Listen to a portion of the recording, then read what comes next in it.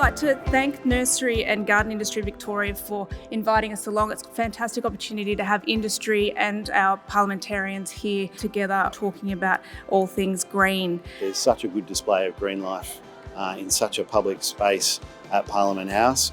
Glad that so many different people are walking through that space and seeing everything that the industry has to offer. The horticultural industry is worth $1.6 billion. It employs over 11,000 people. And through our home and our gardens, our public gardens, we do change lives.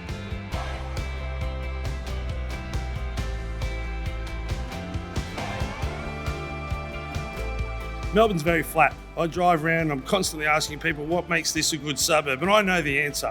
It's usually the size of the blocks of land, what schools are there, but mainly it's the treescapes and the landscapes on the streets and the parks around it. So it's really important we look after what we've got, but we've also got to provide for a lot more in the future because it's going to get a lot harder. We're beset by challenges like climate change, extreme weather events, whether that's a flood or a heat wave, and having appropriate quantities of green infrastructure can really reduce the impact of those. For example, doubling the tree canopy cover reduces urban temperatures by 3 or 4 degrees C. Having green roofs can hold back water in a storm event so we don't get flooding. Having people immersed in nature is incredibly important for their health and well-being. You don't need me to tell you that houses are getting bigger and our blocks are getting smaller, and yet the only people really talking about the built environment are the horticultural industry.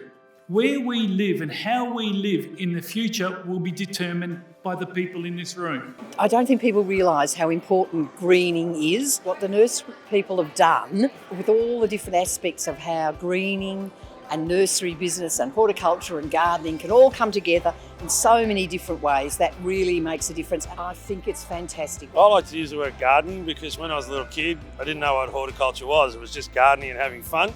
And I want to make sure everyone's engaged in that. If you walk past a tree, you create shade, and someone planted that 100 years ago, well, let's plant the next one so the next generation and generations after can say, someone had a bit of foresight. The best time to plant a tree is 30, 40, 50, 100 years ago, but it's a selfless act to plant one tomorrow if you're never going to see the shade of it because you're planting it for the future.